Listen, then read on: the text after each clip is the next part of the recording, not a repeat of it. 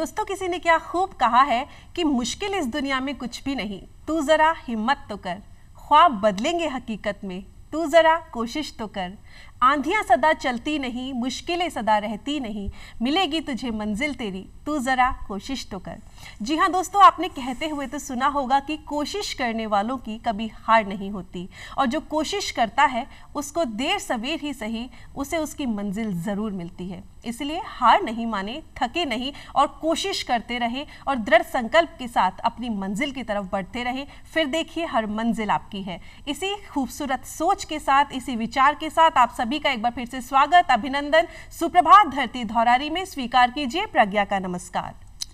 मैं रवि कुमार पांडे स्वागत करता हूं आपका इस कार्यक्रम में धरती धौरारी। प्रज्ञा, आपने सही बात कहा जी। इसी से मुझे एक बात याद आती है कि डर से जीवन नैया पार नहीं होती और कोशिश करने वालों की कभी हार नहीं होती। कोशिश करते रहिए, सफलता जरूर मिलेगी। बिल्कुल। हर रात के बाद सुबह जरूर आती है और अपने कदम मंजिल की तरफ बढ़ाइए, सफलता आपके कदम चूमेगी। बिल्कुल। इसी कोशिश के संबंध में आज हमारे साथ हैं उपस्थित प्रतिमा नैथानी जी, जिन्होंने अपनी कोशिशों से असहाय और गरीब लोगों को जीवन में उजाला दिया है, महिलाओं के लिए बहुत काम किया है। प्रतिभा जी, आप महिला शक्ति का उदाहरण है, सबके सामने नारी शक्ति का उदाहरण बनके खड़ी है। सबसे पहले तो आपका स्वागत, अभिनंदन सुप्रभात धरती धौरारी में।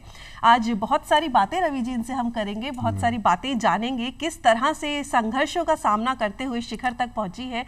लेकिन अगर कुछ समय के पन्नों को हम पलटे, फिर वापस चले बचपन की उन्हीं गलियों में, तो कहाँ बीता प्रतिभा जी का बचपन और कैसी थी प्रतिभा जी बचपन में?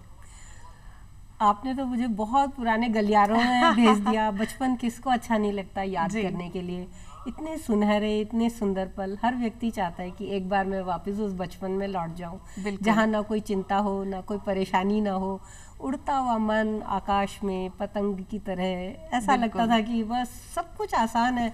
न धूप से काले होने का डर होता था, न थकने का डर होता था। जो ऊर्जा उस समय बचपन में हुआ करती थी, वो तो आज चाहकर भी कोई भी व्यक्ति नहीं पा सकता। हम लोग 7 भाई बहन थे और मेरा जन्म बांदीकुई जैसे छोटे से, तब तो गांव होता था, अब तो फिर भी डिस्ट्रिक्ट हो गया है वो, वहाँ हुआ। मेरे पापा रेलवे में थे। हम 7 भाई बहनों के बीच में मैं सबसे सेकंड लास्ट थी। मेरे से छोटा एक और ब्रदर था। पर मेरी जब मैं पैदा हुई उसके तुरंत बाद ही हम लोग जयपुर शिफ्ट हो गए। वहाँ हम लोग एक ही कमरे के अंदर इतने सारे भाई बहन रहते थे। और सोचिए कि उस समय जो माँ का डिसिप्लिन होता था वो कितनी बड़ी चीज होती थी कि माँ ने अगर सिर्फ यूं आंख हिला दिखा दी ना, तो ऐसा लगता था कि बस अब तो इसके आगे कुछ करना ही नहीं है। और मम्मी को थोड़ी देर एक नैप लेनी होती थी, झपकी लेनी होती थी दिन में। सारे काम के बाद ऑब्वियसली वो थक जाती होंगी, आज हम सोच पाते हैं। तो वो ये कहती थी कि मैं सो रही हूँ और इस बीच एक मुझे चूं भी आवाज नहीं आनी चाहिए। और वो दरवाजे के पास हो जाती थी, क्योंकि वो नहीं चाहती थी कि हम बाहर के लोगों के साथ एक्सपोज हो और हमें बाहर ज़्यादा ऐसा घूमना खेलना धूप में और ये सब उन्हें पसंद नहीं था। तो हम 7 भाई बहन कमरे के अंदर चुप लगा के, जब तक मम्मी नहीं सो के उठती थी, हम शांत होके बैठे रहते थे। हिटलर की तरह मम्मी उस समय लगती थी। आज तो खैर लगता है कि मम्मी ने बहुत कुछ सिखाया है। लोग कहते भी हैं कि 24 से सिखाई हुई चीज 42 में आती है। बिल्कुल अनुभव होता है। बहुत प्यारा मेरा बचपन था। और स्कूल भी मैं फिर उसके बाद गई, बनी महारानी स्कूल में मैं पढ़ी।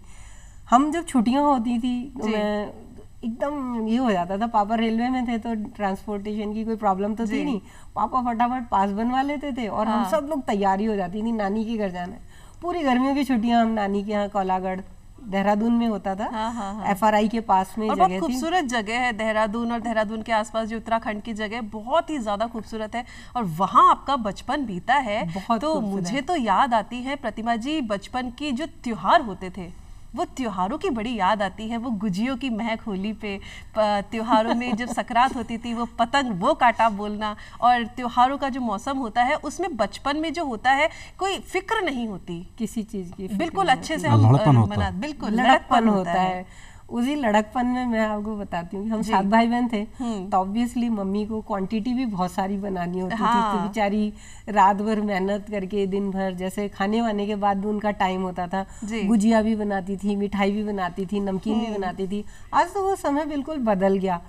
तो मेरे जो सबसे बड़े ब्रदर थे, अब तो वो ब्रिगेडियर रिटायर हो चुके हैं, आर्मी में थे, तो वो क्या करते थे, उन्होंने अलमारी में जिसमें मम्मी ताला लगा के रखती थी ना, पीछे से बोल्ट खोल के वहां से चोरी होती थी वो सारी मिठाई और सब, हम सब भाई बहन खा लेते थे। और जब मम्मी सामने से ताला खोलती थी तो कहती थी यार ये क्या, मतलब कौन था? तो फिर सबकी क्लास लगती थी कि किसने किसने किसने, तो सब स्ट्रिक्टली कह देते थे हमने तो नहीं, हमने तो नहीं। तो मम्मी जो सबसे हमारी कमजोर कड़ी, हमारी एक दीदी होती थी, उनको बोलती थी कि तू बता बच्ची। तब तो निकनेम भी होते थे, मेरा बचपन का नाम गुब्बा था और दीदी का बच्ची था, अब तो प्रतिमा के नाम से सब जानते हैं, तो उनसे बोलती थी। और वो मैं बिल्कुल नहीं बताऊंगी कि भैया जी ने खिलाई थे हमें बिल्कुल नहीं पता, मम्मी भैया जी ने खिलाए थे, मैं बिल्कुल नहीं बोलूंगी। तो वो जो बचपन का भोलापन होता था और जो प्यारी चीजें होती थी, वो आज के ज़माने में बिल्कुल वैसी रही नहीं, क्योंकि आज जो है हर पेरेंट्स, इतना कुछ अवेलेबल है मार्केट के अंदर, और त्योहार मनाने का जो क्रेज पहले दिनों से हो जाता था, पतंग ये पूरी रात बैठ के तंग डाल रहे हैं, और चरखी कौन संभालेगा, और सद्दे में क्या होगा, और इतने के बाद में मंजा लगेगा, और अब तो सब बहुत सारी सुविधाएं उपलब्ध हो चुकी हैं। पहले के और आज के त्योहारों में किस तरह जो मनाते हैं, क्या अंतर महसूस करती हैं आप? देखिए, वैसे तो बहुत ज़्यादा अंतर इन चीज़ों का आ गया है। जो पहले उत्साह हुआ करता था त्योहारों को मनाने का, वो अब बिल्कुल भी नहीं रहा। और दूसरा, जो एक सोशल मीडिया में हर समय हर त्योहार के लिए आ जाता है, ये मत करो, वो मत करो, इससे ये होगा। हमारे जो होली और त्योहार, मेरी मम्मी कहती थी कि जैसे ही होली का त्योहार आता है, तो आपने भी देखा होगा कि है ना, हवा में एक धूल मिट्टी उड़नी शुरू हो जाती थी, तो मम्मी कहती थी प्रकृति अबीर खेलती है। बिल्कुल। तो वो जो अबीर खेलती थी प्रकृति हमारे साथ में, तो हम तब से ही मान लेते थे कि त्योहार आ गई। वो खुशबू, वो महक, पेड़ों से पोलन ग्रेन्स की खुशबू, पत्तों का झड़ना, बसंत का आना, और बसंत में आने से पहले पीले कपड़ों को रंगना और उनको पहनना। आज इन चीजों का महत्व बहुत कम हो गया है, लोग इन चीजों की वैल्यूज को खत्म कर चुके हैं, सब कुछ यांत्रिक हो गया, बिल्कुल यांत्रिक हो गया है, और पैसे से खरीदा जा सकता है। इनका एक मूल कारण ये भी था कि पहले संयुक्त परिवार हुआ करते थे, हम लोग परिवार के साथ रहते थे, बड़े बुजुर्ग हुआ करते थे, तो वो त्योहारों का महत्व भी बताया करते थे। आज ये भी थोड़ा कम होता जा रहा है, तो मेरे हिसाब से ये भी एक कारण रहा होगा। आपका कहना वैसे तो सही है, पर आज की जो जनरेशन नई आ रही है, वो ज़्यादा सोशल मीडिया, व्हाट्सएप, फ्रेंड्स, उनसे ज़्यादा इन्फ्लुएंस है। तो जो पेरेंट्स कहते भी हैं बात को, वो समझाते भी हैं कि त्योहार ऐसे होगा, ये करना है। एक तो जो हमारा यूथ हो रहा है ना, बहुत लेट तक सो के उठने वाला, 10-11 बजे से पहले ज़्यादातरों की सुबह होती ही नहीं है, तो वो भी एक बहुत बड़ा ड्रॉबैक होता जा रहा है सोसाइटी के लिए। तो ऐसा नहीं है कि पेरेंट्स नहीं समझाते, जिन्होंने एंजॉय किया है, आज हम हैं, जैसे हमारी वाली जो जनरेशन है, हमारे आने वाली जनरेशन है, वो लोगों ने भी फेस्टिवल्स को बहुत एंजॉय किया है, तो वो लोग इन चीज़ों को बताते हैं। और बहुत अच्छी बात करिए प्रतिभा जी। अगर स्कूल के दिनों की हम बात करें, क्योंकि स्कूल का जो वक्त होता है वो बहुत खूबसूरत होता है, नए साथी मिलते हैं, कुछ मस्तियाँ होती है वहाँ पे, टीचर्स के साथ खिटपिट भी होती है, पढ़ाई का भी माहौल बहुत अच्छा होता है। तो स्कूल के दिनों की बात करें तो स्कूल में कैसी थी आप, कैसी स्टूडेंट थी, कैसा रहा आपका स्कूल का वक्त? मैं महारानी स्कूल से थी, और मैं शुरू से ही बहुत बबली और नॉटी सी रही हूँ, और मुझे हर चीज़ में एक ये रहता था, इसमें भी पार्टिसिपेट करना है, उसमें भी करना है। मैंने हमारे खेलों में खो खो भी खेला, वॉलीबॉल भी खेला, पर खेलते खेलते उन्हीं दिनों नया गेम इंट्रोड्यूस हुआ था, जिम्नास्टिक, और मैंने जिम्नास्टिक खेलना शुरू किया। मुझे जिम्नास्टिक डॉल भी कहते थे, और फिर मैंने उसमें नेशनल्स तक खेले, हम लोगों ने गोल्ड मेडल वगैरह भी लिया। तो जो वो खेलों का वो रहता था, फिर डांस ड्रामा में भी जाना, फिर साइंस फेयर में भी जाना। तो आजकल तो फिर भी पढ़ाई पे फोकस ज़्यादा रहता है, तो पढ़ाई तो थी ही, पर उसके साथ साथ हमारे जो ये और एक्टिविटीज़ बहुत होती थी। फिर उन खेलों के साथ में हमें कैंप्स में जाना, एक एक नेशनल जा रहे हैं, अब डिस्ट्रिक्ट जा रहे हैं, फिर अब समर कैंप में जा रहे हैं। उन कैंप्स के अंदर हम जो बच्चे लोग आपस में शैतानी करते थे, जिस दिन हमारा लास्ट डे होता था, एक दूसरे के मुंह को रंगना, कुछ कुछ कार्टून्स बना देना, सोते हुए को किसी की चोटी को कहीं से बांध देना, वो जो एक शैतानियाँ होती थी, शॉपिंग करने जाना, कमी किसी चीज़ की नहीं थी, लेकिन जो कुछ उठा के खा लेना और टीचर्स को झूठ बोलना कि मुझे तो नहीं मिली, चाहे पेट में भूख नहीं है, वो बांट देना है, पर भी एक शैतानी करने का जो जज्बा हुआ करता था, वो चीजें अब उतनी नहीं रही है। बचपना छिन सा गया है बच्चों के। जो उस समय की लड़कियों में जो सामान्य लड़कियां होती थी, उनमें एक होता है कि गुड्डे गुड़ियों से खेलना, परंपरागत खेलना, क्या उसमें आपकी कभी रुचि रही? बहुत रही है, क्योंकि मेरी मम्मी अब तो बारबी डॉल का फैशन आया, तब तो मम्मी मेड डॉल हुआ करती थी, और मम्मी रुई से और कपड़ों से करके उस डॉल को बनाती थी, और उस पे ऊन से करके चोटियां भी बनाती थी, आंख नाक मुंह।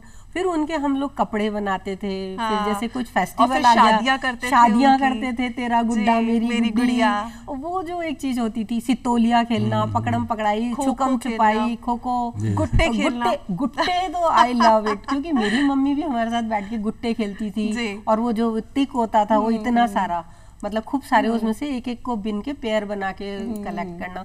वो चीज मेरे को आज भी जब मैं बर्तन जमा रही होती हूँ ना, तो आई रिमेम्बर कि मुझे वो कुछ पेयर करना है, कुछ काउंट करना है, वो चीज आज भी मेरे दिमाग में। प्रतिमा जी, मुझे तो स्कूल की बातों से एक बात याद आती है कि माँ के हाथ का बनाया हुआ टिफिन, जब वो टिफिन स्कूल में खुलता था लंच में और उसकी खुशबू महकती थी, तो खाने के लिए सब टूट पड़ते थे। वो तो आपने, मतलब मुझे अभी भी वो परोठे और अचार की खुशबू है ना, मतलब आज भी अगर वो किसी का खुलता है ना, तो मेरे मुंह में पानी आए भी रहता नहीं है।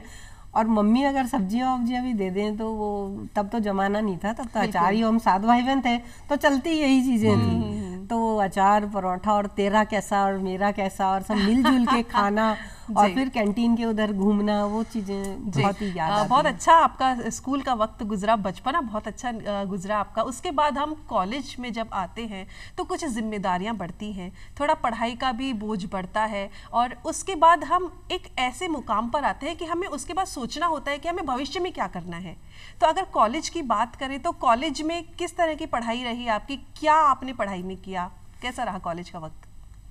बचपना तो इतना खूबसूरत था ही, नानी के घर जाना, आम तोड़ना, लीची चुराना, देहरादून में तो ये चीजें बहुत थी, तो वो सब फुलम तोड़ना, खाना, और फिर जो जिसका खेत होता था डंडी लेके पीछे भागना, उन सब चीजों को छोड़ के हम जब शहर की ओर बाहर निकले, कॉलेज आए, तो थोड़ी रिस्पॉन्सिबिलिटी भी बढ़ गई।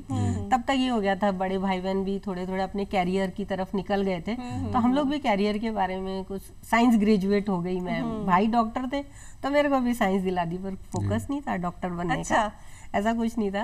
तो भी पर मैं कॉलेज में आने के बाद भी बहुत एक्टिव रही। कभी मैंने एनसीसी एयरविंग किया, मैं उसमें कमांडिंग ऑफिसर रही, मैंने माउंटेनियरिंग किया, मैंने पैराट्रूपिंग वगैरह भी की मैंने। मैं इसके हमारे कॉलेज वीक बनता था, उसमें भी हम पूरा पार्टिसिपेट करते थे। तो पूरा कॉलेज वीक मतलब एक हफ्ता हमने या तो स्टेज पे होना है या स्टेज के बाहर, मतलब अरेंजमेंट्स में और उसमें, तो बहुत एक्टिव रहे। और वहाँ पे मेरे सिर्फ साइंस के ही फ्रेंड्स नहीं थे, मेरे आर्ट्स कॉमर्स और सारी फ्रेंड्स थी, तो जो होम साइंस में भी कुछ करती थी तो वो कुछ बनाती थी, तो हमें बुला लेती थी कि आज हम ये बना रहे हैं, आज वो बना। तो मतलब कॉलेज टाइम से ही मैं सोशली तो बहुत और शायद यही एक कारण रहा, आप एनसीसी में भी रही और सबको साथ लेकर चलने की जो आदत रही, सबका सहयोग करने की जो आदत रही, एक अनुशासन जो जीवन में सीखा, शायद वो एनसीसी की ही देन रही। जी, उसके बाद ऐसा बोलते हैं कि हर किसी की लाइफ में, हर किसी के जीवन में एक ऐसा मुकाम आता है कि हमें ऐसा लगता है कि अब आगे क्या, कि उसके बाद हमें क्या करना है। आपके जीवन में भी कुछ ऐसे मुकाम आए, आपके कॉलेज के बाद शादी हो गई, आपने बच्चों को पढ़ाया और पढ़ा के ही अर्निंग भी करती थी, उस बारे में ज़रा बताएं। जब मैं कॉलेज में थी तो मैंने आप लोगों को पहले भी बताया कि मेरे पापा बहुत रिच नहीं थे, हम लोग एक साधारण परिवार से थे। तो कॉलेज में आने के बाद थोड़े एक्सपेंसेस होने लग जाते, तब फोन वोन तो नहीं था, लेकिन अपनी पर्सनल, क्योंकि यूनिफॉर्म नहीं होती थी उस समय, तो विदाउट यूनिफॉर्म जाना है, तो उसके लिए कुछ फिर एसेसरीज भी चाहिए होती थी, तो वो एक पॉकेट मनी होना, अपना आने जाने का खर्चा निकालना, सेल्फ इंडिपेंडेंट होना बहुत अच्छी चीज़ लगती थी। तो मैं जब 8th 9th में थी तब से मैंने ट्यूशन्स करना शुरू किया, और कॉलेज में भी मैं ट्यूशन्स भी करती थी साथ में, और कुछ फिर जब जैसे मेरी पढ़ाई खत्म हुई तो मैंने स्कूल्स में भी पढ़ाया। तो मेरा वो जो टाइम था मेरा बहुत हार्ड वर्किंग रहा, क्योंकि उसी टाइम मैंने ब्यूटी कल्चर का कोर्स भी किया। तो मैं सुबह 5 बजे उठ के मम्मी का खाने में हेल्प करा के मैं बस से चांद शिल्पशाला वहाँ जाती थी, इंस्टीट्यूट जाती थी, फिर वहाँ से मैं सीधी स्कूल जाती थी पढ़ाने के लिए। फिर शाम को मेरे साथ ट्यूशन के बच्चे आ जाते थे, फिर उनको पढ़ा के कॉपियाँ चेक करके फिर रात का खाना बनवाना मम्मी के साथ पूरा। और तब हमारी मम्मी ये कहती थी, पता नहीं है कि तुम किस घर जाओगी, तुम्हें वहाँ सुविधाएं मिलेंगी कि नहीं मिलेंगी, तो तुम्हें अपना काम करना खुद आना चाहिए। तो हार्ड वर्किंग हमें मम्मी ने बहुत बनाया, बहुत डिसिप्लिन बनाया इस काम के लिए। तो संडे को हमारा धोबी घाट भी लगता था तो मम्मी के साथ काम भी पूरा रहता था। और फिर लंबे बाल थे तो बालों का धोने का भी काम एक बहुत बड़ा होता था। तो एक डिसिप्लिन मेरे को जो लगता है स्पोर्ट्स ने और मम्मी ने दोनों ने मुझे बहुत बनाया। और एनसीसी एयरविंग में थे तो पंक्चुअलिटी और डिसिप्लिन और ये चीज़ें तो हमारे बहुत ज़्यादा। अच्छा, आप कमांडिंग ऑफिसर भी रहे हैं तो उसका क्या अनुभव रहा आपका, किस तरीके से एंजॉय किया आपने? लीडरशिप करना तो किसको अच्छा नहीं लगेगा, मुझे बहुत अच्छा लगता था। और सबसे प्यारी चीज़ जो खूबसूरत लगती थी जब हम यूनिफॉर्म पहनते हैं ना, तो जो देश के प्रति एक वो फील आती है। बिल्कुल, पता नहीं क्यों यूनिफॉर्म में ही कुछ एक ऐसा जज्बा होता है कि जैसे आज तो यार मैं ही मतलब बॉर्डर पे खड़ी हूँ। और जो कमांड करना होता था अपने ट्रुप को पूरा, दाएं मुड़ बाएं मुड़ सलामी दे, तो वो जो एक ऐसा लगता था कि यार मतलब कुछ तो हम हैं। तो अच्छा प्रतिमा जी, एनसीसी में जब हम होते हैं तो थोड़े थोड़े दिनों में कैंप्स लगते रहते हैं और उन सिलसिलों में हमें बाहर भी जाना पड़ता है। अगर मैं मेरी बात करूं तो मैं भी एनसीसी में थी और मैं आर्म्ड विंग में थी। अच्छा। और मुझे मेरा एक्सपीरियंस बताऊं तो 26 जनवरी की जो दिल्ली में परेड होती है, आरडी परेड में, उसमें ज़रूर गई थी। और आपके बारे में अगर हम पूछे तो आपके कैसे अनुभव रहे? वहाँ पर कैंप्स भी होते हैं, वहाँ लीडरशिप भी आपने की, इस बारे में ज़रा बताएं। मेरी शायद लाइफ का ये सबसे डिसअपॉइंटिंग पॉइंट था कि मैं आरडी कैंप में नहीं जा पाई क्योंकि मेरी साइंस सब्जेक्ट था। और मुझे कॉलेज वालों ने भी ये कह दिया था कि प्रैक्टिकल्स थे, जनवरी के टाइम पे साइंस प्रैक्टिकल्स उसी समय इफेक्ट कर रहे थे और मेरी थ्योरी पढ़ाई वगैरह भी थी। तो मम्मी ने कहा भैया बहुत मौज मस्ती हो गई है, पढ़ाई पे भी ध्यान दे लो, ये ही नहीं है। तो फिर मैंने जो जयपुर की परेड थी ना उसको मैंने लीड किया था, मैं आरडी कैंप में नहीं जा पाई। अच्छा प्रतिमा जी, कोई ऐसा अनुभव जो यादगार हो जिसको सोच करके रोमांच आ जाए? हाँ, ये तो बहुत ही ऐसा पल है कि जब मैं अभी बता रही थी कि हम बचपन में एनसीसी से जुड़ा हुआ, एनसीसी से कह लीजिए या मेरे एनसीसी से तो खैर इतना ऐसा नहीं था मेरा, माउंटेनियरिंग वगैरह हमने काफ़ी की है। पर मुझे जो रोमांचित किया वो अगर कहें तो मेरा घरेलू खेल ही समझ लीजिए, उससे मैं अनुभव सुनाती हूँ। एक्चुअली वहाँ जब हम देहरादून जाते थे कौलागढ़, तो वहाँ नल नहीं होते थे घर में, तो सुबह नहाने के लिए और पानी के लिए हमें नदी बौले पे जाना पड़ता था। अच्छा। जो एफआरआई के पास से एक नदी बहती थी हमारे नानी के घर के पास से, तो मामा लोगों के साथ और भाइयों के पापा के साथ हम लोग वहाँ नदी में नहाने धोने जाते थे। तो वो सब हमें उस समय अपने उसमें सेफ्टी में लेके और वापिस आ जाते थे। दिन में जब सब सो जाते थे तो हमें भी तो खुराफात सोचती थी, हमें किसको सोना होता था। सही बात। हम दिन के टाइम पे वहाँ नहाने धोने पहुँचे, हमने कहा यार अब चला जाए, मज़ा आएगा। तो उस समय क्या होता था वहाँ पे वो बैरियर्स लग जाते थे, तो जो पानी का फ्लो होता था वो कम हो जाता था। तो उस जब वो पानी फ्लो होता था उसके बाद एक चक्की होती है वहाँ, उस चक्की में पानी ज़्यादा होता है। अच्छा। और पानी फिल्टर होके आगे बढ़ता है। तो हमें मालूम नहीं था यहाँ पे ये पानी में क्या है। एक उत्साह से हमने कहा यहाँ तैरने में भी मजा आएगा, और हम उस बैरियर से इधर आ गए। और जैसे ही हम आए तो वहाँ तो पानी का फ्लो इतनी तेज था और नीचे घराट था, और मेरे को मालूम नहीं था, और फिसलन भी थी। और उसी टाइम मुझे तैरना आता नहीं था, मैं तो बहुत छोटी बच्ची थी। तभी मुझे एक गोरखा था, उसने मुझे हाथ पकड़ के खींचा। अगर वो उस दिन मेरा हाथ नहीं खींचता तो वो चीज़ आज भी मुझे रोमांचित करती है, मैं शायद आप लोगों के साथ यहाँ नहीं बैठी होती। जी जी जी। और कुछ ऐसे टर्निंग पॉइंट्स भी आते हैं हमारे जीवन में कि हमारे पूरे जीवन को बदल देते हैं। आपने बताया कि आप बच्चों को पढ़ाती भी थी, उससे अर्निंग भी करती थी और उससे अपना गुजारा चलाती थी, अपने जो भी नीड्स होती थी वो पूरा करती थी। उसके बाद आप समाज सेवा से जुड़ी। आपने बताया भी था कि मेरा हमेशा ये रहता था कि मैं समाज के लिए कुछ करूं, मुझे दूसरों की हेल्प करना अच्छा लगता था। ऐसा क्या टर्निंग पॉइंट आपके जीवन में आया कि आप समाज सेवा की तरफ मुड़ी? मैं जब ये तो मैंने आपको स्कूल और कॉलेज के बारे में बताया, उसके बाद मेरी शादी हो गई जी। और एक हर उस जिस समय में मैं थी, चाहे कोई कितनी एक्टिव हो, कितना ही कुछ हो, मैंने एंटरप्रेन्योर होने के बारे में तो सोचा ही नहीं था कभी, क्योंकि उस समय इतने कैरियर भी नहीं होते थे। डॉक्टर बन लो, इंजीनियर बन लो, लेक्चरर बन लो। आज की जो नारी है वो तो कितना वर्सेटाइल है, कितना उसके पास ऑप्शन ही ऑप्शन है काम करने के लिए। लेकिन हमारे टाइम में ऐसा कुछ नहीं था। हमारे को तो सबसे प्यारा लगता था आदमी कमा के लाएगा, हम रोटी बनाएंगे, बच्चों को संभालेंगे, घर को झाड़ते हंसते रहेंगे और खुद सज धज के बैठ जाएंगे। इसके आगे मैंने कभी कुछ नहीं सोचा। पर हस्बैंड की ट्रांसफरेबल जॉब थी। मेरे हस्बैंड चीफ इंजीनियर अभी रिटायर हुए, म्यूनिसिपल सर्विसेज से थे और पिलानी से उन्होंने पढ़ाई की हुई है। तो जब पिलानी से पढ़े तो मैं उन्हें यही कहती थी कि आप पिलानी से तो पढ़ लिए, लेकिन आपको है ना ये जो लोगों से इंटरेक्ट करने का, क्योंकि नगर निगम की जॉब्स पॉलिटिकल जॉब होती हैं, पब्लिक डीलिंग की होती हैं। तो मैंने कहा आपको ये तो कुछ सिखाया नहीं। तो वो बहुत एडमेंट भी थे और अपने काम में बहुत स्ट्रिक्ट थे, बहुत डिसिप्लिन उनमें भी था, ईमानदार छवि भी उनकी बहुत थी। तो ऑब्वियसली आप ये सोच लीजिए कि हम पूरे राजस्थान घूमते ही रहते थे, क्योंकि हर थोड़े दिन में हमारा ट्रांसफर हो जाता था। क्योंकि ऐसे व्यक्ति को कौन, हर कोई कह देता था आप बिस्तर गोल रखो अपना, और वो कहते थे मैं बिस्तर खोलता ही नहीं हूँ। तो इतना उनका था, जब भी कोई कुछ ऐसी बात होती थी तो उनका स्ट्रिक्ट यही रहता था।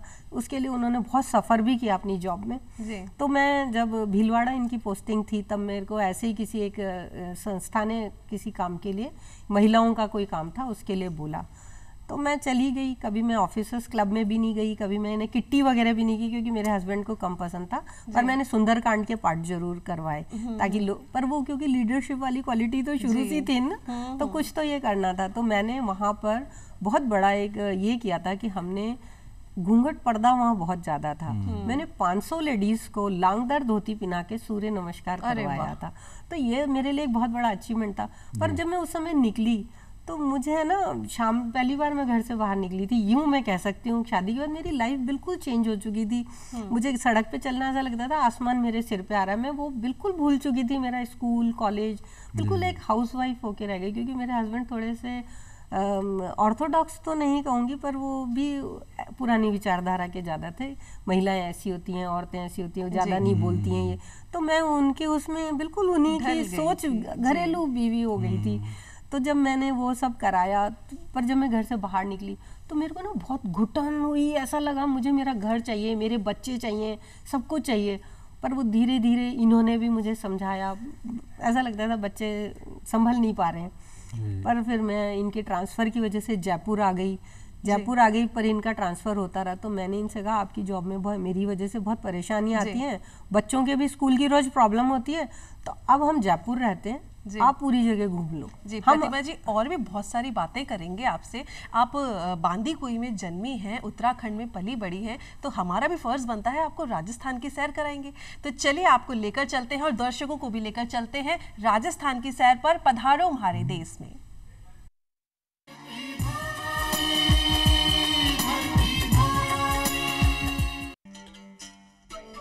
मेवाड़ अंचल में दूर दूर तक फैली अरावली की पहाड़ियां और जगह जगह मौजूद जल के ये भंडार इस धारणा को पूरी तरह गलत साबित करते हैं कि राजस्थान का सौंदर्य सिर्फ रेत के धोरों से है। उदयपुर से लगभग 50 किलोमीटर दूर स्थित है दुनिया की मानव निर्मित सबसे बड़ी झीलों में से एक जयसमंद झील।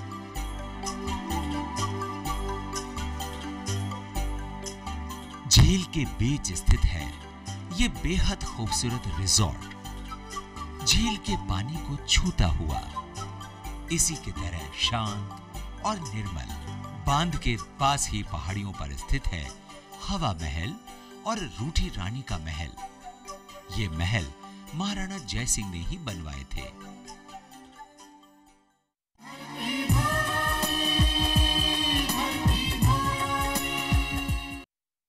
तो दोस्तों, ये तो कि आपने राजस्थान की सैर। एक बार फिर से लौट आइए सुप्रभात धरती धौरारी के इस मंच पर, और आज हमारे साथ हैं एक जानी मानी समाज सेवी प्रतिभा जी। जी प्रतिभा जी से आप कुछ प्रतिभा जी, आप समाज सेवा करती हैं। समाज सेवा की प्रेरणा आपको कहाँ से मिली, और आप तमाम महिलाओं की सहायता भी करती हैं। और एक बात और बताना चाहूँगी रवि जी, प्रतिभा जी खुद की भी एक संस्थान चलाती है जिसमें महिलाओं को रोजगार देती हैं, और इनकी हमेशा से ये कोशिश रहती है, इनका एक नारा भी रहता है कि पैसे बचाने से ज़्यादा ज़रूरी है पैसे कमाना। जी। तो इसमें भी आप महिलाओं का सहयोग करती हैं, इस बारे में ज़रा बताएं। सबसे पहले तो मैं यही बताऊंगी कि मेरी माँ मेरे लिए बहुत बड़ी मेंटोर रही, जिन्होंने हमें ज़िंदगी में बहुत कुछ सिखाया। वो बहुत पढ़ी लिखी तो नहीं थी, लेकिन बहुत लिटरेट और लर्नेड लेडी थी। और जब वो उन्होंने अपनी शादी होके अजमेर आई थी तो उनको सावित्री कॉलेज में जॉब भी मिली थी, पर पापा ने और ताऊजी ने मना कर दिया था कि हमारे घर की महिलाएं काम नहीं करती, अदरवाइज वो प्रिंसिपल होके ही रिटायर होती। उन्हें सिलाई विलाई भी बहुत अच्छी आती थी, उन्होंने सब सिखाया था। तो वो शुरू से हमें कहती थी, छुट्टियां होती थी ना तो ये कहती थी कुछ काम करो, कुछ काम करो, कुछ काम नहीं तो उधेड़ा बुना सिया करो। तो वो जैसे ही छुट्टियां आती थी तो कुछ बुनने का, कुछ एम्ब्रॉयडरी का, कुछ सिलने का, वो इस तरह के काम हम लोगों को दे देती थी। तो ये हुनर हमें आ गया था। और फिर हम जब 7 भाई बहन थे तो उनके दोस्त वगैरह भी बहुत सारे थे, भाई बहन, अड़ोसी पड़ोसी हमारे यहाँ ना आते जाते तांता लगा ही रहता था आने जाने वालों का। और तब अंगीठी पे ही खाना बनता था। मैं देखती थी अंगीठी पे खाना चढ़ा ही रहता था और वो चीज़ हमें कभी बुरी भी नहीं लगी। आज तो किसी के घर जाओ तो ये होता है क्या बनाया था, क्या खिलाया था, पेरेंट्स भी पूछते हैं, बच्चों को भी होता है, खिलाने वाले को भी जोर आता है, खाने वाले को भी जोर आता है। लेकिन उस समय तो मुझे ऐसा लगता था हम लोग बहुत रिच नहीं थे, बार बार इस बात को कह रही हूँ, फिर भी हमारे यहाँ लंगर जैसे चला रहता था। तो उन्होंने मुझे कभी ऐसा बोला नहीं, पर वो अक्सर पापा और वो मम्मी ऐसे ही बोलते थे। मेरे पापा बहुत स्पिरिचुअल थे, बहुत पूजा पाठ और ध्यान में रहते थे। तो वो ये कहते थे, साईं इतना दीजिए जामे कुटुम समाए, मैं भी भूखा ना रहूं साधु ना भूखा जाए।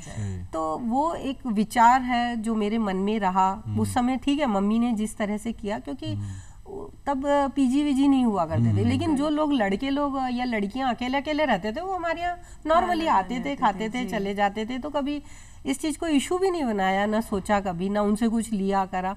लेकिन मम्मी का ये विचार कि लोगों के लिए हेल्प करना, लोगों की मदद करना, मम्मी करती रहती थी बिना किसी संस्था के, ना बिना किसी नाम के किसी के। तो वही एक मन के अंदर रहा कि लोगों को कैसे हैप्पीनेस दे सकते हैं, कैसे खुश कर सकते हैं। थोड़े में हम कितना सारा गुजारा कर सकते हैं। जरूरी नहीं है कि 10 मेरे पास है तो 10 मेरे ऊपर ही खर्च होना चाहिए। अगर मेरे लिए 1 की जरूरत है तो 9 हम दूसरों पे भी खर्च कर सकते हैं। आप गृहिणी रहते हुए समाज सेवा से जुड़ी, उसके बाद आपने एक संस्था की स्थापना भी की जी। उसका विचार कब और कैसे आया आपको? मैं बहुत टाइम से समाज सेवा, सामाजिक कार्यों से जुड़ी रही। कई संस्थाओं ने मुझे अपने जोड़ा, मैं उनके लिए काम करती रही बिना किसी पैसे के। ऑनरेरी काम करा मैंने, ना दायित्व लिया कोई और ना ही मैंने उनसे पैसा लिया। लेकिन मेरा एक मन रहता था कि हम अगर इस तरह से इनको गाइड करें या इस तरह से सिखाएं तो ये समाज के लिए ज़्यादा बेनिफिशियल होगा। लेकिन आप भी ये चीज़ बहुत अच्छी तरह समझ सकते हैं कि हर जने का अपना मोटो होता है। पैसा कमाना समझ लो, नाम कमाना समझ लो, या उन्होंने अपने नॉर्म्स बनाए हुए थे कि ऐसे ही करना है। तो मेरा एक सगा भाई तो नहीं है, पर वो मेरा भाई से भी बढ़कर है। उसने, ओम प्रकाश ने मुझे बोला, उसका भी एक एनजीओ था, कि दीदी आप है ना अपनी संस्था क्यों नहीं खोल लेती हो। तो मैंने कहा मैं अपनी संस्था खोल के क्या करूंगी। तो बोला नहीं दीदी अपन चलते हैं, चलो अपन है ना अकाउंटेंट के पास चलते हैं। और मैं ये गाड़ी चला रही थी, वो मेरी गाड़ी में बैठा था और हम नॉर्मली उठ के वहाँ चले गए। मैंने कहा क्या करेंगे यार, कैसे होगा। अच्छा चलो आज बुधवार है, अपन क्या नाम रखते हैं। तो सिद्धि विनायक, सिद्धि, सब सिद्ध करेंगे भगवान। और हमने सोच के अपनी संस्था का नाम ऐसे ही रख लिया, गणपति बाबा के नाम से। उनने बोला कौन कौन लोग इन्वॉल्व होंगे। मैंने कहा यार कौन मेरे साथ जुड़ेगा, कौन काम करेगा। मैंने कहा तू हो जा। बोला नहीं मेरी तो अपनी संस्था है। मैंने कहा हस्बैंड की, बोले वो तो हस्बैंड है। मैंने कहा बच्चों का नाम, बोले वो तो ब्लड रिलेशन है। तो मैंने कहा किसका नाम डालूं, किसको 15 जनों को बोलूं। बोले आप तो किसी का भी बोल दो, किसी को क्या पता चल रहा है कौन आपकी संस्था में जुड़ा है। तो वो एक वन मैन आर्मी शो तब था और आज मुझे 10 साल हो गए वो मेरा वन मैन आर्मी शो रहा। और वो मैंने इस तरह से, और वो कहते भी तो है कि अकेला ही चला था जानिबे मंजिल की ओर, मगर लोग जुड़ते गए और कारवां बनता गया। और आज तो वो कारवां इतना बड़ा हो गया है कि आपसे बहुत सी महिलाएं जुड़ी हुई हैं, बहुत सी महिलाएं और बहुत अच्छा अच्छा काम भी कर रही हैं। और आप ही के लिए एक फोन आया है, आप ही की जानकारों में से किसी का फोन है, तो चलिए पहले उनसे बात करते हैं। हेलो हेलो हेलो, हाँ जी, कौन बोल रहे हैं? जी मैं साहिल त्रिवेदी बोल रही हूँ जयपुर से। जी आपका बहुत बहुत स्वागत है सुप्रभात धरती धौरारी में। जी नमस्कार। आज प्रतिभा जी हमारे सामने बैठी हैं, अगर आप कुछ पूछना चाहें या बात करना चाहें तो बात कर सकती हैं उनसे। प्रतिभा जी नमस्कार। और मैं इन्हें वहाँ देखकर बहुत ही खुश हूँ, ये मैं इनसे बहुत प्रभावित हूँ। ये एक यूथ के लिए बहुत आइडियल लेडी हैं। प्रतिभा जी मैं आपसे बहुत इंस्पायर्ड हूँ और मैं आपके ही पद चिन्हों पर चल रही हूँ। जहाँ लोग अपने घर में दाल रोटी खा के खुश होते हैं, आप सारी सुविधाओं के होते हुए भी लोगों के लिए ग्राउंड लेवल पे जाके काम कर रही हैं। जमीन में मिट्टी में बैठ के उन लोगों के साथ काम करती हैं। एक झुग्गी झोपड़ियों में, कच्ची बस्तियों में जाके ये मेरे लिए बहुत इंस्पायरिंग लेडी है प्रतिभा जी। मैं आपसे बहुत कुछ सीखना चाहती हूँ जी। प्रतिभा जी कुछ कहना वगैरह मैंने खरीदे हैं। She is very inspiring for me. जी कुछ कहना चाहेंगी प्रतिभा जी? हाँ साहिल, आपका बहुत बहुत धन्यवाद। आप मेरे को तो पता भी नहीं चला कि कब आपने मुझे अपना प्रेरणा स्रोत बनाया। वैसे तुम भी बहुत अच्छा काम कर रही हो। मैं यही कहूँगी, गुरु माँ है प्रतिमा जी। आप उन लोगों के लिए धरती पर एक ईश्वर है। मैं मतलब एक्सप्लेन नहीं कर सकती what my heart is saying. मेरे पास शब्द नहीं है आपकी तारीफ के लिए। बहुत बढ़िया, थैंक यू सो मच। साहिल जी आप क्या करती हैं? जी मैं प्रतिमा जी के पद्म चिन्हों पे चल रही हूँ। मैं भी एक सोशल वर्कर हूँ। मैं इनके जैसे करने की कोशिश कर रही हूँ बस। जी आप बहुत अच्छा काम कर रही है और हम सभी की शुभकामनाएं हैं आपके साथ कि आप जो काम कर रही हैं उसमें और तरक्की करें। आपने यहाँ कॉल किया उसका बहुत बहुत शुक्रिया। प्रतिभा जी उन्होंने आपको अपना आइडियल माना है और वो कहती है कि वो आपके पद चिन्हों पर चलती हैं। और हमेशा जीवन में ऐसा होता है कि हम कुछ अगर करना चाहते हैं या किसी राह पर चलना चाहते हैं तो हम हर इंसान किसी ना किसी को अपना प्रेरणा स्रोत मानता है। जैसे साहिल जी ने आपको माना। अगर आपकी हम बात करें तो आप जो इतना सब कुछ कर रही हैं, समाज के लिए इतना कुछ कर रही हैं, उसकी प्रेरणा आपको कहाँ से मिली? कौन रहे आपके प्रेरणा स्रोत? मैं बचपन से एक नाम सुना था मदर टेरेसा का। अरे वाह। तो जब हमारे वो कॉलेज में मैं थी तब वो कॉलेज वीक के टाइम पे आई हुई थी। मैं उनसे बहुत इंस्पायर थी। मैंने सुन रखा था। तब तो इतना ना तो सोशल मीडिया था ना बुक्स थी। बस एक ये पता था कि वो बहुत ऐसे लोगों के लिए काम करती हैं, विदेशी महिला होके भी निस्वार्थ भाव से। तो मदर टेरेसा मेरी एक इंस्पिरेशन रही और मैंने यही सोचा मैं आज भी एक मैसेज सोसाइटी को देना चाहती हूँ। मेरे को बहुत लोग मिलते हैं, जैसे अभी साहिल ने ही बोला कि वो भी कुछ करना चाहती हैं। तो कई लोग कहते हैं हम भी करना चाहते हैं, लेकिन जिस दिन मेरे पास पैसा होगा उस दिन मैं काम करूंगा, जिस दिन मेरे पास समय होगा उस दिन मैं काम करूंगा। तो मैं एक बात ये समाज के लिए कहना चाहती हूँ कि ना तो आपके पास बहुत पैसा होगा और ना ही बहुत समय होगा, क्योंकि अगर आपके पास इतना पैसा है तो आपकी महत्वाकांक्षाएं इतनी ही होंगी। आपके पास इतना है तो आपकी महत्वाकांक्षा इतनी होगी। समय के भी वही बात है, अभाव ही अभाव होगा, क्योंकि अगर आप थोड़ा सा बिजी होंगे तो आप और ज़्यादा बिजी होते चले जाएंगे। तो वो जिंदगी में वो पल कभी नहीं आता। आपको अगर करना है तो बस ठान लो तो मंजिल आपके सामने है। तो कर ही लेना चाहिए काम जिस दिन आपने सोच लिया कि मुझे समाज सेवा का काम। और शायद इसीलिए कहते हैं कल करे सो आज कर, आज करे सो अब, कल में परलय होएगी फिर करेगा कब। पल में हो जाती है। बिल्कुल रवि जी, एक बात और मैं यहाँ बताना चाहूंगी आपको भी कि महिला सशक्तिकरण के लिए बहुत अच्छा काम कर रही हैं। और प्रतिभा जी की हमेशा ये सोच रहती है कि महिलाओं को आगे बढ़ाए, महिलाओं को पढ़ाए लिखाए, क्योंकि अगर एक महिला सशक्त होगी, पढ़ी लिखी होगी तो अपने पूरे परिवार को भी पढ़ा लिखा के और भी बिल्कुल पूरा परिवार शिक्षित होगा तो समाज बिल्कुल समाज शिक्षित होगा। इस बारे में बताएं। जब मैं बहुत सारे और संस्थाओं के साथ जुड़ी तो वो ज़्यादातर स्कूल वगैरह चलाते थे, बच्चों के स्कूल उनमें होते थे और वो स्लम एरिया के लोगों के लिए ही होता था, कच्ची बस्ती के स्कूल के बच्चों। तो उनकी माएँ झाड़ू पोछा बर्तन करती थी। उन्हें आपको पता है, सभी जानते हैं कि झाड़ू पोछे करने वालियों को कोई मतलब इस तरह की लेबर को या लेबर क्लास जो होती है उन लोगों को पैसे से मतलब होता है और बाकी किसी बात से इमोशंस ये वो ज़्यादा ऐसा नहीं होता उन लोगों को। तो वो अपने बच्चों को भी यही कहते थे कि भाई पढ़ना क्या है, अगर ये मेरे साथ चलेगा तो 100-200 रुपये तो कमा ही लेगा। और आपको शायद पता भी हो कि हमें पॉपुलेशन कंट्रोल के बारे में भी इसीलिए सोचना पड़ा कि लेबर ये सोचती थी कि अगर 10 बच्चे हुए तो 100-100 रुपये भी कमा के लाएंगे तो हमारे लिए तो बहुत पैसा हो जाएगा। तो वो जो विचारधारा मुझे लगा कि बदलनी चाहिए। अगर मैंने ये सोचा कि थोड़ा भी पढ़ा है और नहीं भी पढ़ा है, अगर पढ़ा है तो भी और नहीं पढ़ा है तो भी, या पढ़ने में इंटरेस्ट नहीं भी है, तो अगर इसके हाथ में कोई हुनर होगा तो ये थोड़ा पैसा कमा सकेगा।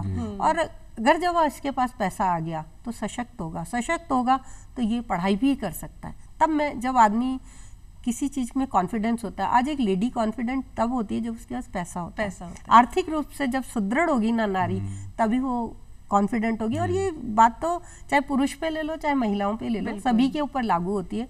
तो मैंने ऐसी महिलाओं को वोकेशनल ट्रेनिंग और स्किल डेवलपमेंट का शुरू किया। सिलाई, मेहंदी, पार्लर, कंप्यूटर, जिसमें एजुकेशन की ज़रूरत नहीं थी, वो मैंने इन लोगों के साथ शुरू किया। और जिनको बिल्कुल कैंची पकड़नी भी नहीं आती थी, सुई पकड़नी नहीं आती थी, उन लोगों ने लोगों के ब्लाउज सिल के आज पैसे कमा रही हैं। उन्होंने अपने हस्बैंड के पैंट शर्ट बना के सिल के दिए हैं। तो मैंने उनसे यही बोला, मैंने कहा हस्बैंड के पैंट शर्ट सिले ना, उसे 500 रुपये तो ले लेना, क्योंकि एक टेलर इतने रुपए तो लेगा ही लेगा। स्वेटर बुनने उन्होंने लोगों के भी बुन के दिए, पैसों वाले लिफाफे, बाजार के थैले, लिफाफे, ये सब चीजें उन्हें आपने ये सब किया। जिस समाज सेवा को आप लेके चल रही हैं जी, उसमें आपको बहुत सारे लोगों से मिलना पड़ रहा होगा, और अमूमन इसमें से ज़्यादातर लोग अशिक्षित होते हैं। बिल्कुल। तो उन अशिक्षित लोगों से को मोटिवेट करना आपके लिए कितना सहज रहा या कितना दुष्कर रहा? ये आपने बहुत सही बात कही कि किसी को भी मोटिवेट करना और उनको अपने तक लेके आना, ये मेरे लिए बहुत मुश्किल काम है। कि एक्चुअली क्या है कि हम लोगों को जीवन में प्रेरणा देने वाले बहुत लोग मिलते हैं, लेकिन उस प्रेरणा से हम कितने लाभान्वित हो पाते हैं ये जरूरी नहीं होता। आज आपके और मेरे साथ भी, हमें भी लोग बहुत बोलते हैं, जैसे अभी थोड़ी देर पहले भी मैंने कहा था कि 24 में सिखाई हुई शिक्षा 42 में समझ आती है। तो जब जिस व्यक्ति का अवसर आता है वो होता है। पर मैं भी सोचती हूँ करे जा, मैं 100 को अगर सिखाती हूँ तो 10 जने तो लाभान्वित होते ही हैं। 10 ऐसे भी होते हैं जो दूसरी तरह के बेनिफिट ले जा लेते हैं, 10 दूसरे हैं कि वो किसी और तरह से सशक्त हो जाते हैं। तो मैं यही सोचती हूँ चलो कोई बात नहीं, मैं निमित्त तो बनी किसी का, कुछ तो मेरे को करने को मिला, यही सोच के मैं कर लेती हूँ। लेकिन प्रतिभा जी ऐसा बोलते हैं कि जहाँ ख्वाहिशें होती हैं वहाँ कुछ निराशाएं भी होती हैं। हम करना अच्छा चाहते हैं लेकिन कई बार हमें दूसरों की बुराई का भी सामना करना पड़ता है, नकारात्मकता का भी सामना करना पड़ता है। कहीं ना कहीं कभी ना कभी आपके साथ भी ऐसा हुआ होगा, क्योंकि आप जिन महिलाओं को या जिन व्यक्तियों को आप सुधारना चाहती थी या शिक्षित करना चाहती थी वो ऐसी सोच के थे जिनकी सोच पुराने ज़माने की थी या यूँ कहें छोटी सोच थी। उनको जब आप वहाँ शिक्षित करने के लिए गई या समझाने के लिए गई तो क्या कभी ऐसे मौके आए कि आपको उनकी नकारात्मकता का सामना करना पड़ा हो? हुआ बहुत। इस चीज़ को लूँगी तो ये तो बहुत लंबा चैप्टर मेरे सामने है, क्योंकि 10 साल की यात्रा है मेरी जी। ये जो मेरी अपनी है, मेरे साथ में बहुत कुछ ऐसा भी घटा कि जब मुझे बहुत दुख हुआ और मुझे लगा कि सब काम को छोड़ देती हूँ। क्योंकि हस्बैंड मुझे अक्सर कहते थे क्या तो ये बस्तियों में घूमती रहती, क्यों करती है, बच्चे भी थोड़ा कभी कह देते थे, लेकिन मैं उन लोगों को भी वो करके ना निकल लेती थी कि नहीं मुझे करना है। तो जब वहाँ से जब कुछ परेशानी आती थी और इनको बताना तो मतलब ये कहते हम तो तुझे पहले ही कह रहे थे। तो ये चीज़ें मेरे लिए बहुत मुश्किल रही। एक गली से दूसरी गली में ये नहीं आते थे। मेरा अच्छा बड़ा घर था, मैं चाहती हूँ वहीं इंस्टीट्यूट खोल सकती थी, पर आज जो गवर्नमेंट की स्कीम्स और पॉलिसीज़ हैं उनमें ये चीज़ें संभव नहीं है। अगर हमें इन्हें सिखाना है तो हमें इनके रूट लेवल तक वहीं जाके बस्ती में बैठ के काम करना पड़ेगा। तो मैं पूरी ठेठ बस्ती के अंदर गई हूँ, वहाँ पे इन लोगों को सिखाना, बहुओं के लिए सासुओं को सिखाना, सासुओं को कन्विंस करना, फिर उनके हस्बैंड को कन्विंस करना कि आप भेजो तो सही, आप करो तो सही। यहाँ कुछ नहीं होता, यहाँ माहौल बहुत अच्छा होता है। तो हम उस माहौल को अच्छा बनाने के लिए, उनको बुलाने के लिए कभी हेल्थ कैंप कराते थे, कभी हमने फागोत्सव कर लिया, कभी सावन उत्सव कर लिया, कभी कुछ और दिवाली मना ली, कभी कुछ इस तरह के प्रोग्राम, कुछ खेल कूद का प्रोग्राम, कभी एजुकेशन को लेके, कभी उनके बच्चों को लेके मैंने डांस वांस का, ताकि माओं को क्या होता है अपने बच्चों को देख के भी प्रोत्साहित होती हैं। तो जब उनके बच्चों को कुछ मिलता था तो माएँ भी नेचुरली। प्रतिभा जी आपसे बहुत सारी बातें और भी करेंगे, लेकिन आपके लिए यहाँ पर एक सरप्राइज है हमारे पास। आपके लिए किसी का फोन आया है, चलिए आप ही बात कीजिए। Hello hello. हाँ जी। हाँ जी, कौन बोल रहे हैं? मैं प्रदीप नेथानी बोल रहा हूँ जी। आपका बहुत बहुत स्वागत है सुप्रभात धरती धौरारी में। धन्यवाद। आज आपकी धर्म पत्नी हमारे सामने बैठी हुई हैं, प्रतिभा जी से बातें हो रही है, बहुत सारी जानकारी हमें मिल रही है और बहुत अच्छी महिला है, महिला सशक्तिकरण का उदाहरण बनी हुई है, सभी महिलाओं के लिए एक उदाहरण के तौर पे खड़ी है। उनसे आज आप कुछ अगर कहना चाहें तो ये मंच आप ही का है। आज मुझे बहुत ही खुशी है कि प्रतिमा नेथानी जैसी लेडी मेरी वाइफ है जी। बचपन से ही इसका आध्यात्मिक और सामाजिक दोनों का एक कॉम्बिनेशन जो होकर के इसमें एक समावेश हो रखा है, उस वजह से ये इवन सड़क चलते भी किसी आदमी का दुख दर्द वगैरह नहीं देख सकती थी। मुझे बहुत अच्छी तरह से याद है कि हम भीलवाड़ा में थे, एक लेडी थी वो प्रेग्नेंट थी, तो उसको ऐसा लगा कि हम जा रहे थे, घूम करके आ रहे थे, तो इसने उसको देखा घर आते अपने घर से दूध लेकर के और ये वहां गई। अच्छा। तो फिर जाकर के और जब देख करके आ गई दूध, तब इसने मुझे बताया कि मैं ऐसा ये करके आई हूँ। तो मैंने इसको प्रेज किया, मैंने कहा बहुत अच्छा किया तुमने। तो इस टाइप से ये काफी कुछ करती रहती थी पहले से भी। फिर इसने एक कहा कि मैं सामाजिक कार्य करना चाहती हूँ, मैंने कहा गो है। जी। इसमें फिर ये अपनी दम पे, अपने मेहनत पे और अपने जो इसके अंदर एक इसका बेसिक जो स्वभाव है, दूसरों की मदद करना, चाहे वो कोई भी हो, किसी कास्ट का, किसी क्रीड का हो, अमीर है, गरीब है, कैसा भी आदमी है, और किसी भी परेशानी में इसको सबसे पहले दर्द होने लग जाता है। अच्छा सर, एक बात यहाँ पर आपसे पूछना चाहेंगे कि प्रतिभा जी काम तो बहुत अच्छा करती हैं और मुझे लगता है कि वक्त की भी बहुत कमी रहती होगी, इनके पास घर पे समय नहीं दे पाती होंगी। क्या कभी कोई परेशानी रही इनके समाज सेवा के काम से? आपको अगर कोई शिकायत भी करना चाहे तो कर सकते हैं। इसकी यही बहुत बड़ी खासियत है जी कि ये टाइम भले कितना भी दे, लेकिन क्वालिटी वर्क करती है। अरे वाह। तो उसमें क्या होता है कि जैसे घर पे भी जितनी देर रुकेगी, ये मेरे चेहरे को एक्सप्रेशन देख करके, मेरी बिटिया दो है, उन बिटिया के चेहरे को एक्सप्रेशन और सिर्फ हाव भाव देख करके समझ जाती है इनको क्या तो चाहिए और क्या करने से क्या होगा, क्या करना चाहिए। सर आपका कई बार अभी जी सर आपका कई बार अभी जिक्र भी किया कि आपने उनका हर कदम पर साथ दिया है, तो उसके लिए आपको भी बहुत बहुत बधाई। और प्रतिभा जी अगर आप कुछ कहना चाहे तो कह सकती है। ये तो मेरा अहोभाग्य है। अगर तुम ना होते तो शायद ये मंजिल मैं तय नहीं कर पाती। मैं बहुत भाग्यशाली हूँ, शायद मेरी ज़िंदगी में इतना कुछ होना था तब मुझे आप मिले। मैंने शायद जीवन में बहुत पुण्य किए होंगे। ईश्वर का धन्यवाद, आपका धन्यवाद जो मुझे आप जैसा पति मिला इस जीवन में, और आशा करती हूँ आप हर जन्म में मुझे ऐसे ही साथ देते रहोगे। अरे वाह सर, आपने यहाँ पर कॉल किया, प्रतिभा जी से बात की, उसका बहुत बहुत शुक्रिया।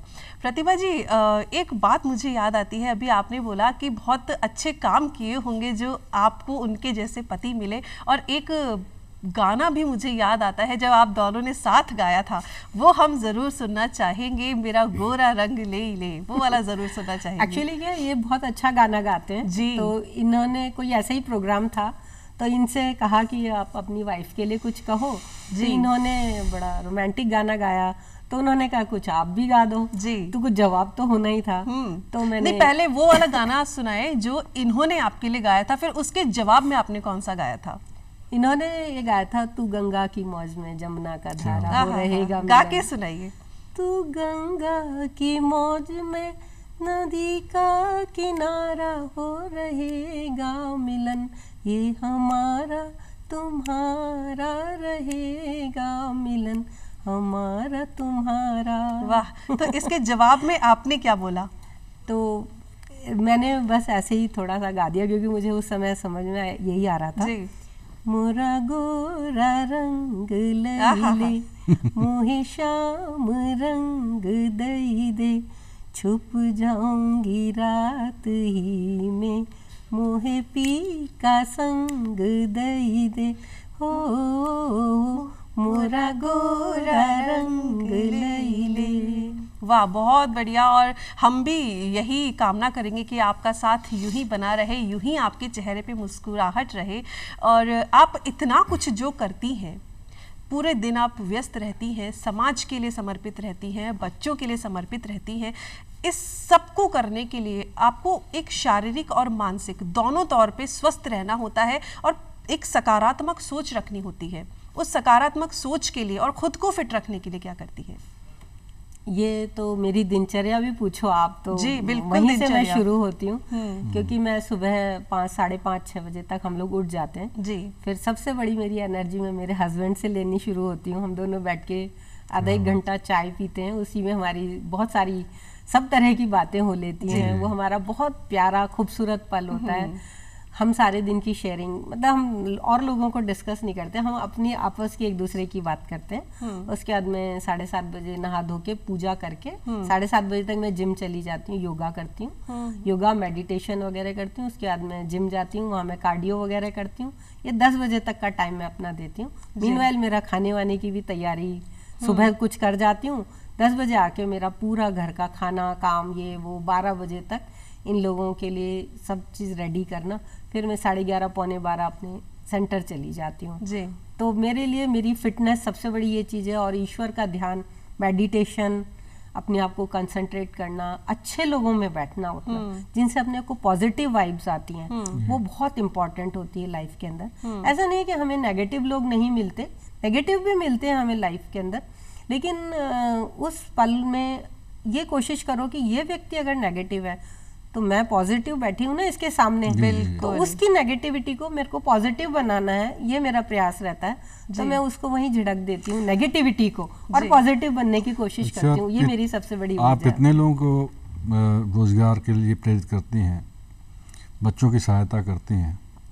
कभी ऐसा पल आपके जीवन में आया जब आप करना तो अच्छा चाह रही हैं उसका जी, लेकिन हो गया बुरा? बहुत बार हुआ ये तो मेरे साथ में, क्योंकि उसमें कैसा महसूस होता है? थोड़ी तकलीफ तो होती है, क्योंकि जब हम लोग कोई काम कर रहे होते हैं तो हेडल्स आते हैं, चैलेंजेस हैं तो हेडल्स हैं, और अगर हेडल्स नहीं है तो लाइफ में अगर हेडल्स नहीं है तो सक्सेस का मजा नहीं है। सक्सेस वही है जब आपको हेडल्स के साथ में फेस करना पड़े। तो मुझे बहुत सारी समस्याएं आई। मैंने बताया मेरा घर था तो भी वहाँ पे रहता था, तो मैंने सीताराम टिन शेड में काम किया। मैंने सीताराम नगर बस्ती में जब मैंने काम किया तो छोटा सा एरिया था, मिट्टी में बैठ के हमने काम किया। 4 साल तक मैंने उन लोगों के लिए 4-5 साल काम किया।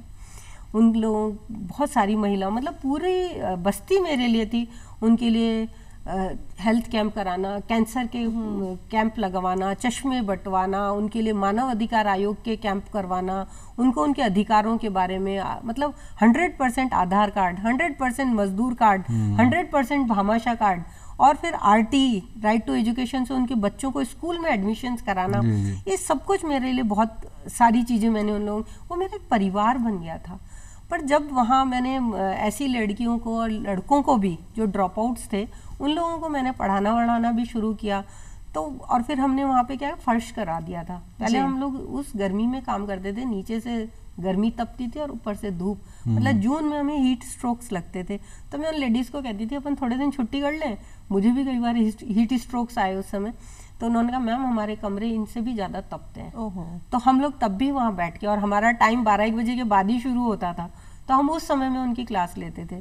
तो वो महिलाएं बहुत सशक्त हो चुकी थी, मतलब जिसे एम्पावरमेंट कहते हैं ना। लोग एम्पावरमेंट का मतलब लगाते हैं कि पैसा कमाना, पर एम्पावरमेंट का मतलब ये कदापि नहीं है। अगर आप बुद्धि से एम्पावर नहीं हुए, अपने अधिकारों को नहीं समझ पाए, तो आप एम्पावर नहीं है। आज बहुत सारी महिलाएं एंटरप्रेन्योर हैं, लेकिन वो एम्पावर नहीं है, उनको अपने अधिकारों का नहीं पता। मतलब मुझे मेरी लाइफ कैसे लीड करनी है जी। एक स्वतंत्र औरत और स्वच्छंद औरत दोनों में बहुत फर्क होता है। आज हमारे समाज को बहुत आवश्यक है स्वतंत्र होने की, स्वच्छंद होने की आवश्यकता नहीं है। तभी हम बहुत भटक रहे हैं इस चीज में। तो मैंने जब उन महिलाओं को किया तो वो लोग क्या अपने अधिकारों के लिए लड़ने भी लगी थी। जैसे उनके हस्बैंड दारू पी के आ जाते थे, मार लेते थे उनको, गाली गलौज करते थे, बच्चों को भी तंग करते थे, या उन्हें कहीं हर चीज के लिए रोकते थे। तो उनको लगा कि नहीं, हमारा भी अधिकार है, हम भी कर सकते हैं। पैसा तो मैं भी कमाती हूँ, तू ही थोड़ी कमाता है, तेरे पैसे से घर नहीं चलता, घर तो मेरे पैसे से चल रहा है। मतलब होता ये था। उन महिलाओं ने मेरे साथ जब वो आयोग में जा सकी, थाने में उनकी रिपोर्ट करा सकी, 1-2 की बात नहीं करी, मैं बहुत सारी महिलाओं की बात कर रही हूँ। उन लोगों ने जब वहाँ जाके खड़ी हुई, उनको ये पता चला कि मैं आज उनमें से कुछ हैं जो 2-3 तो ऐसे हैं जिनकी बच्चियाँ CA कर रही हैं, CS कर रही हैं, वो जो खुद अनपढ़ थी।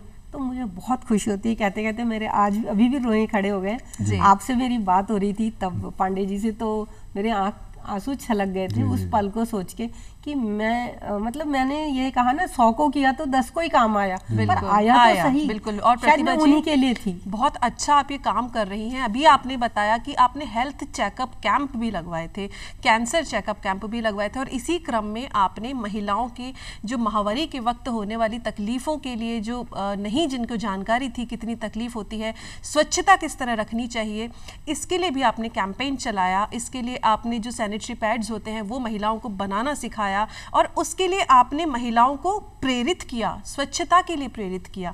इस बारे में जरा बताएं। मैंने, आप लोगों को शायद पता होगा, या बहुत लोग हमारे सोसाइटी में इस चीज़ को नहीं जानते कि शहरों में तो फिर भी लोग इस चीज़ के बारे में अवेयर हैं जी। गाँव में और या जो अनएजुकेटेड हैं वो लोग पीरियड्स के टाइम पे या माहवारी के समय में राख, मिट्टी, पॉलीथीन, गंदे कपड़े, इस तरह की चीज़ों का इस्तेमाल करती हैं, जिससे उन्हें बहुत ज़्यादा इन्फेक्शन होता है, ल्यूकेरिया हो जाता है, उनको मिसकैरेजेस हो जाते हैं। ये सब इसके रीजंस होते हैं। तो इन चीज़ों के लिए मैंने इन्हें अवेयर किया, और मैंने इसके साथ में MNIT के साथ में एक प्रोजेक्ट किया था जिसमें हमने उनको सैनिटरी नैपकिन्स बनाना सिखाया। तो ये एक बिजनेस था जो मैं उन लोगों के लिए सेटल कर रही थी। लेकिन इसके लिए मेरे पास बहुत बड़ी समस्या ये आई, मैं सरकार को भी इस बात के लिए कह सकती हूँ कि वो लोग है ना इस चीज को बनाने के लिए 320 रुपये महीना, सिर्फ 320 रुपीज पर मंथ उन लोगों को देते थे एक लेडी को। अरे वाह। तो वो 320 रुपए तो कहीं वैल्यू ही नहीं रखते थे, क्योंकि जो झाड़ू पोछा करती है वो 15,000 तो वैसे ही कमा के ला रही है, वो सैनिटरी नैपकिन क्यों बनाती। पर क्योंकि मैं फ्री में सिलाई वगैरह सिखा रही थी तो मैंने कहा आप लोग इस चीज को छोड़ दीजिए, मैं नैपकिन बनवा लूंगी।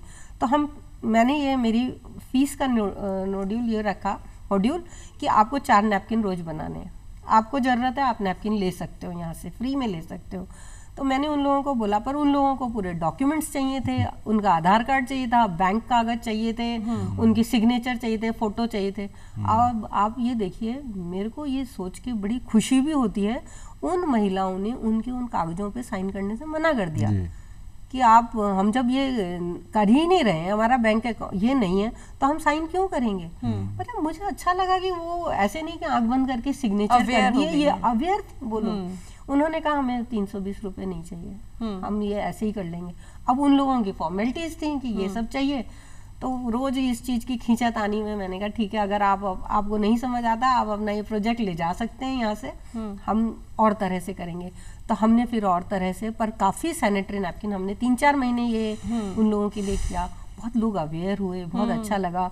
और मुझे सबसे खुशी हुई कि मेरी जो महिलाएं थी वो इतनी स्ट्रांग है कि वो बोली मैडम आप तो इनकी बात कर रहे हो, मेरा तो हस्बैंड या मेरी सास कहती है कि इस कागज पे साइन कर दे, तो मैं बिना देखे तो साइन ही नहीं बहुत करती। बढ़िया। और ये मुझे लग रहा है सरकार का भी और हमारी जो सोशल मीडिया इतनी एक्टिव है उनका भी ये सहयोग रहा कि हमारे मूवी भी बनी इन चीजों पे। जी बिल्कुल, मूवी बनी और इसमें इन महिलाओं को इस काम के लिए प्रेरित किया है कि आप स्वच्छता रखिए, आपको बीमारी ना हो। और आप तो बहुत अच्छा काम कर ही रही हैं और इन्हीं कामों के लिए आपको पुरस्कार भी मिले हैं।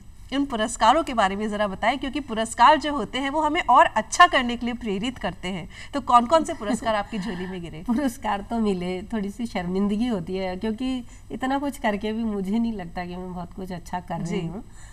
फिर भी मुझे सीएम मैडम से भी मिला था जी सशक्तिकरण का।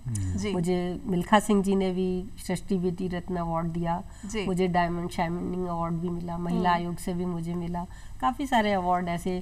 पर मैंने यह है कि मैंने कभी अपना प्रोफाइल भेजा नहीं। जो मेरे बारे में जानते थे उन्होंने मुझे बुलाया, वो मुझे सबसे अच्छा लगा। कि उत्तराखंड में भी आपने कुछ महिलाओं को सम्मानित किया था? मैंने नहीं किया था, उत्तराखंड के लोगों ने सम्मानित किया था महिलाओं को। तो उन्होंने 21 ऐसी इंडिया की उत्तराखंडी महिलाओं को बुलाया था। मुझे देख के इतना लगा कि वो महिलाएं इतना काम कर रही हैं और बहुत अच्छा काम कर रही थी। वहाँ मैंने अपने आप को भी वहीं कमी आंक रही थी, लेकिन उन्होंने भी मुझे, और ये सम्मान सबसे मुझे कीमती इसलिए लगा कि जब कोई भी सम्मान अपनों को देता है तो वो बहुत प्यारा होता है। मैं उत्तराखंड का बहुत आभारी हूँ, धन्यवाद देती हूँ कि उन्होंने मुझे सम्मानित किया। अच्छा प्रतिभा जी, आप इतना सब कुछ कर रही हैं, बहुत अच्छा आप ये काम कर रही हैं, महिलाओं के लिए, बच्चों के लिए, समाज के लिए बहुत कुछ कर रही हैं। और आप यहाँ पर जो आई हैं, इस सुप्रभात धरती धौरारी के इस मंच पर जो आपने वक्त दिया है, यहाँ आकर आपको कैसा लगा? यहाँ आके मुझे बहुत अच्छा लग रहा है, विशेष रूप से आप दोनों ने, ऐसा लगा कि मेरे जीवन के सारे आगे पीछे के बहुत सारे पन्ने खुल गए हैं। कहाँ बचपन, कहाँ कॉलेज, जिन पलों को बार बार लोग याद करना चाहते हैं, देखना चाहते हैं, मुझे बहुत अच्छा लगा, बहुत खुशी हो रही है। प्रतिभा जी, आपसे बात करके हमें भी बहुत अच्छा लगा। सुप्रभात धरती धौरारी के इस मंच पर आई हैं, बहुत सारी जानकारी आपने हमें दी, उसके लिए आपका बहुत बहुत धन्यवाद। और अब रवि जी, चलने का वक्त हो गया है क्योंकि समय पहरेदार की तरह खड़ा है, तो दर्शकों से भी अब विदा लेना चाहेंगे, लेकिन सुप्रभात धरती धौरारी के किसी और अंक में आपसे मुलाकात होगी। तब तक के लिए आज्ञा दीजिए प्रज्ञा को और रवि जी को। नमस्कार। नमस्कार।